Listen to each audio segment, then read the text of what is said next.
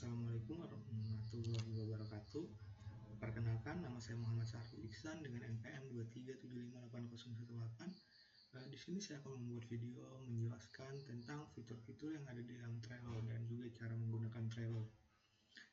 Di sini yang pertama, di sini ada home. Nah, home ini itu terdapat beberapa board yang ada di dalam Trello dan juga ada beberapa project yang ada di dalam Trello, serta di sini juga ada penugasan yang dikerjakan di Trello. Nah, lalu berikutnya di sini ada template. Nah, di template ini kita banyak sekali template untuk membuat project, mulai dari bisnis hingga tim manajemen. Nah, lalu di sini ada board. Nah, board ini merupakan project-project yang kita terdapat di dalam project tersebut. Nah, di kelompok saya ini, di video kali ini saya akan menjelaskan board yang ada di dalam penugasan PKM atau kelompok saya.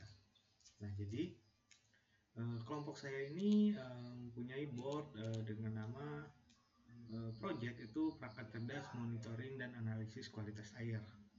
Nah, di sini terdapat beberapa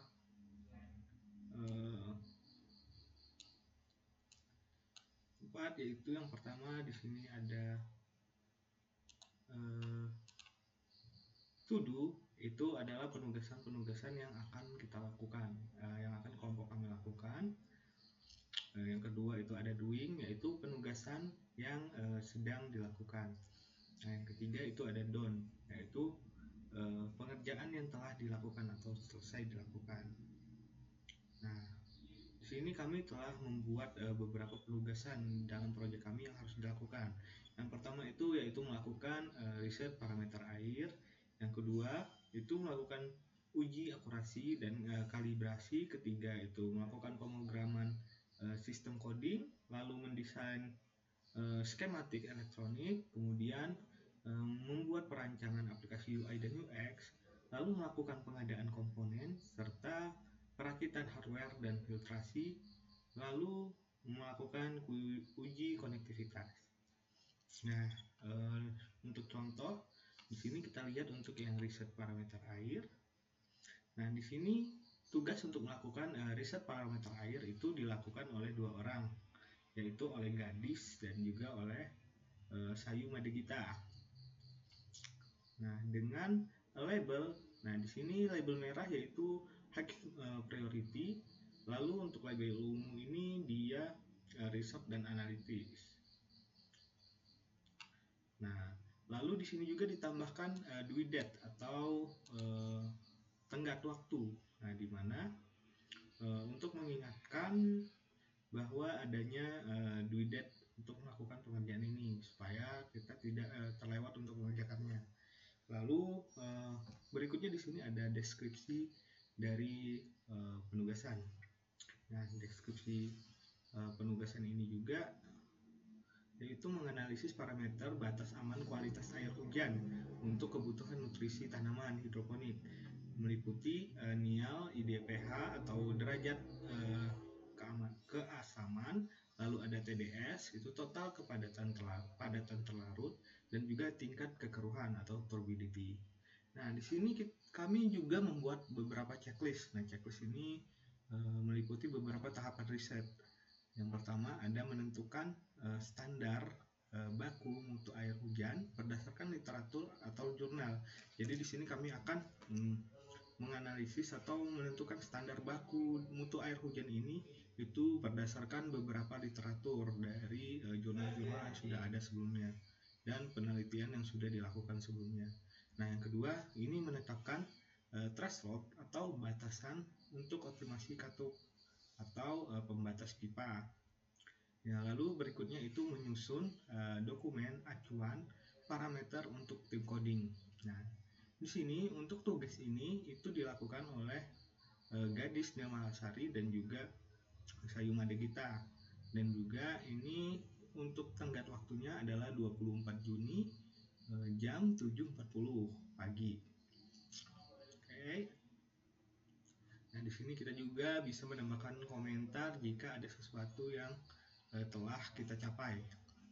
Nah, semisalnya kita ingin melakukan tahapan riset parameter air, kita bisa memindahkannya ke sini, sehingga nanti teman kita yang berkolaborasi di dalam Trello ini bisa tahu apa yang sedang kita lakukan. Misalnya kita sedang pekerjaan yang sedang dilakukan adalah riset parameter air.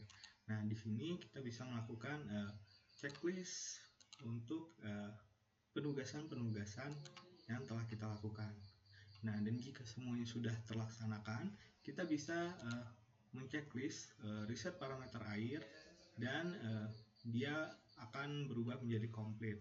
Nah, ketika sudah komplit, kita dapat memindahkan parameter ini ke dalam table down, yang menjelaskan bahwa pekerjaan ini sudah diselesaikan. Oke, kita kembalikan lagi karena ini belum selesai. Ini sebagai contoh. Nah, di sini saya akan menjelaskan beberapa pekerjaan dan pembagian penugasannya. Nah, yang pertama tadi untuk riset parameter air, ini menganalisis parameter batas aman kualitas air hujan untuk kebutuhan nutrisi tanaman hidroponik yang meliputi nilai ideal pH atau derajat keasaman, lalu TDS, total padatan terlarut, serta tingkat kekeruhan atau turbidity. Dengan beberapa checklist, yaitu menentukan standar baku mutu air hujan berdasarkan literatur jurnal, kemudian menetapkan threshold atau batas nilai untuk otomatisasi kartu pembatas pipa, serta menyusun dokumen acuan parameter untuk tim coding. Nah, untuk penugasan ini dilakukan oleh Gadis dan juga Sayu. Kemudian untuk penugasan yang kedua itu menguji akurasi dan kalibrasi. Nah, ini melakukan pengujian akurasi pembacaan ketiga sensor utama dengan membandingkan hasilnya terhadap alat ukur. Nah, di sini dia akan mengkalibrasi sensor pH memakai cairan buffer standar dengan pH 4.01 dan juga pH 6.86. Lalu mengkalibrasi sensor TDS menggunakan larutan standar konsentrasi ppm tertentu, lalu mencatat selisih nilai error ke dalam tabel analisis kalibrasi. Nah, untuk pekerjaan ini dilakukan oleh Sayu, Anissa Destis, dan juga Sahrul atau saya sendiri. Nah, lalu untuk labelnya ini high priority atau priority utama. Nah, dia berkecimpung dengan hardware. Oke, yang berikutnya itu ada pemrograman dan sistem coding. Nah, di sini itu menuliskan firmware pada Arduino IDE untuk membaca sinyal analog dari sensor, memproses konversi nilai, lalu mengeksekusi logika saklar otomatis dan mengirimkannya ke cloud. Nah, untuk checklistnya sendiri itu menulis fungsi pembacaan data sensor pH, TDS, dan juga turbidity, membuat algoritma logika keputusan, serta mengkonfigurasi koneksi. Untuk pengerjaannya dilakukan oleh Gadis dan juga saya sendiri. Untuk batas tanggalnya yaitu 30 Juni jam 10 malam. Lalu ada juga berikutnya yaitu desain skematik elektronik. Nah, di sini kami akan merancang sirkuit elektronik utama menghubungkan microcontroller ESP32 dengan sensor pH, TDS, dan turbidity, dan akuator berupa solenoid valve serta pompa 12 volt.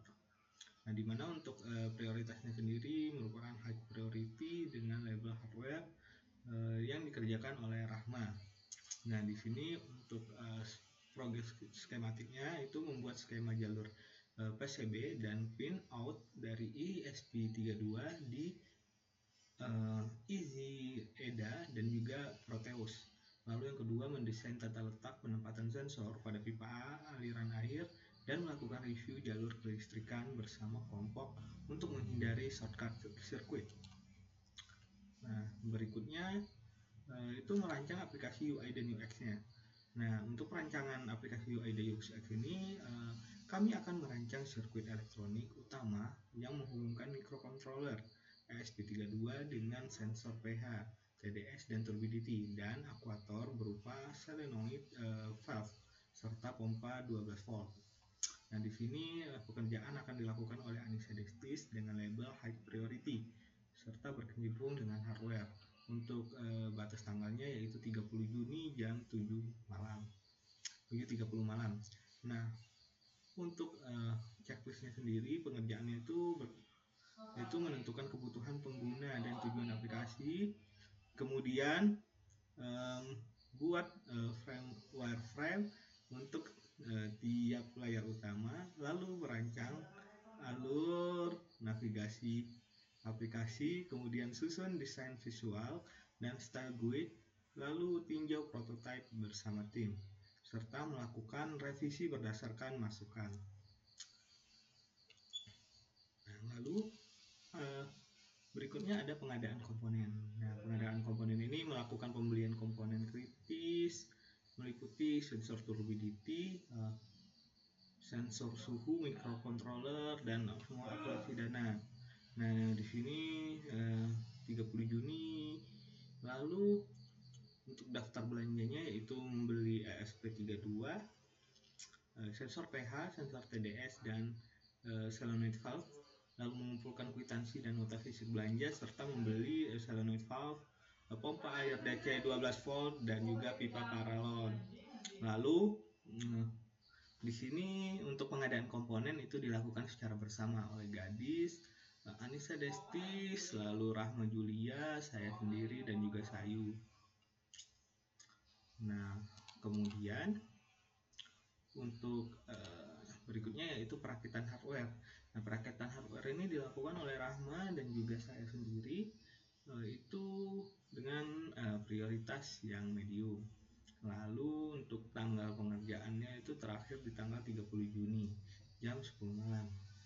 Nah, deskripsinya ini melakukan penyolderan komponen pada board, perakitan fisik sistem pipa sirkulasi air hujan, dan pemasangan media filtrasi fisik pada wadah penampung. Nah, tahapan fabrikasinya menyolder komponen utama ke PCB atau ke breadboard, lalu memasang pipa paralon dan mengintegrasikan sensor ke dalam sirkulasi air, merakit sistem katup penutup otomatis, serta uji coba kebocoran pipa menggunakan air yang mengalir. Lalu berikutnya yaitu menguji konektivitas IoT. Nah, pengujian ini dilakukan oleh Gadis dengan menguji stabilitas pengiriman paket data secara real time dari perangkat ke server cloud dashboard tanpa adanya kehilangan data.